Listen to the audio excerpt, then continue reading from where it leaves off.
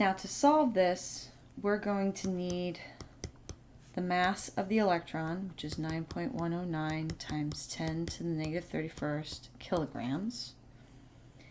And we're going to have velocity remain as our unit we're trying to solve for, but we can't forget about that square, right? So that's probably the biggest mistake people make with whenever they use this equation is don't forget that that velocity is squared, okay?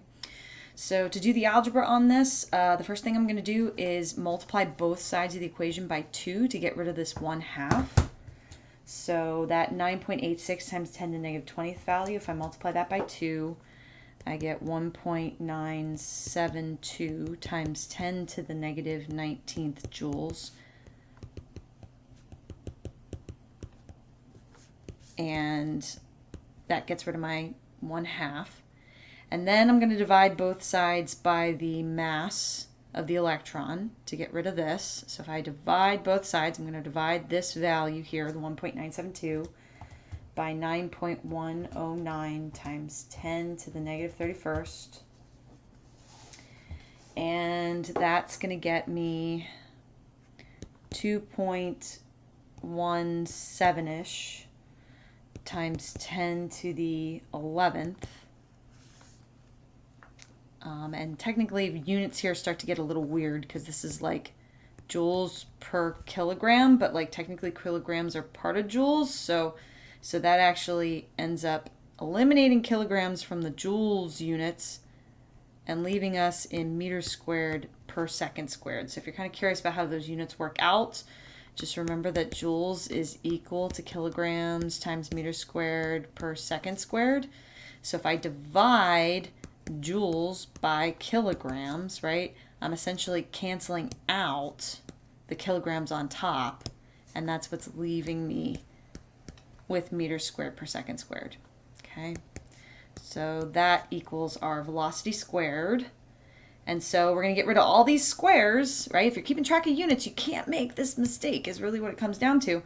But if you keep track of all those squares, you're going to note that to get just the velocity, we need to square root both sides. So if I square root that 2.17 value, oops, get this typed in my calculator, I'm going to get about 4.6 times 10 to the 5th meters per second for the velocity. So notice with that problem, you need to recognize the relationship between the three different energies. We need to know that we're going to calculate the energy of the light again because now we have a different wavelength coming in. Let me scroll back up to our picture here, right? Different wavelength coming in. It's 400 nanometers now instead of being that 500 nanometers that we used to solve for the work function. So 400 nanometer light coming in, we solve for that energy of that light. We use the work function that we figured out from the threshold wavelength of 500 nanometers. And by subtracting those two energies, we get how much energy is left over that's going to be used as the kinetic energy of the electron. Knowing that that's the kinetic energy of the electron, we just can use that with the kinetic energy equation and the mass of an electron to find what the velocity is. So this is really just algebra at this point, as long as you know which values you're using and trying to solve for. Okay, so all of that is part B. So now, this last question for part C just basically involves a slightly different wavelength being used, and it's really just a conceptual sort of question, right? So let me actually, let's see here. Let me move my little diagram that I drew up here. Let's move this down to this lower part and talk about how this is going to change. Okay, so if we go back to this diagram here, right, we talked about for part B how if the threshold wavelength for the metal is 500 nanometers, that says that light with a wavelength of 500 nanometers has just enough energy to eject an electron with zero velocity, right? So knowing your relationship between energy and wavelength, right, and we can think about this with this equation, right? Energy goes up when wavelength goes down, right? Because they have an inverse relationship with each other. So if I put a smaller value in this ratio here on the bottom.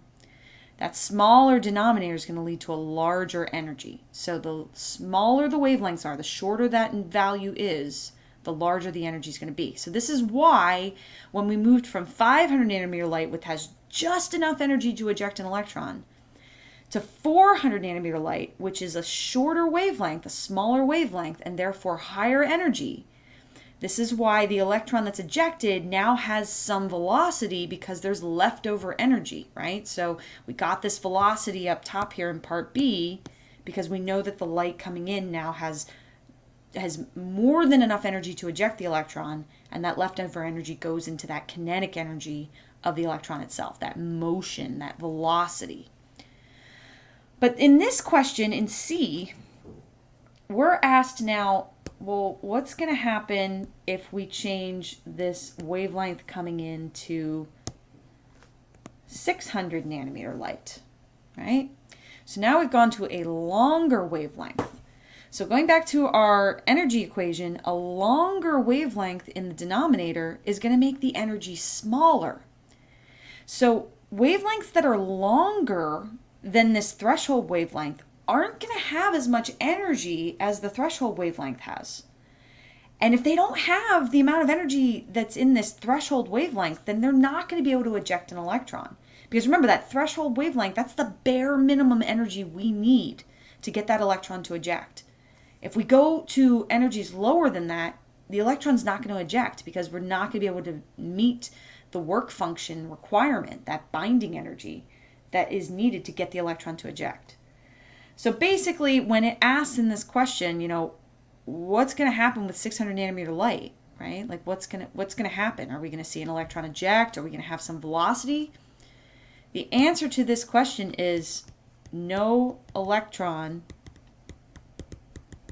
is ejected, right? We don't see an electron being ejected because this energy of 600 nanometer, the energy of the 600 nanometer light is not going to be enough to eject an electron. Now you should, when you know this material well enough, you should be able to reason this out without doing any calculations. So what I just did there, right, kind of talking myself through it, you should be able to do that. But if you can't for some reason, there is a calculation route available to you, and that just involves solving for what the energy of this 600 nanometer light would be. So if I go ahead and plug and chug all these values again into this equation, and with 600 nanometer light, I'm going to have 600 times 10 to the negative 9th meters on the bottom. And let me calculate this. So 6.626 times 10 to the negative 34 times 2.998 times 10 to the 8th. I get a value of, where'd it go?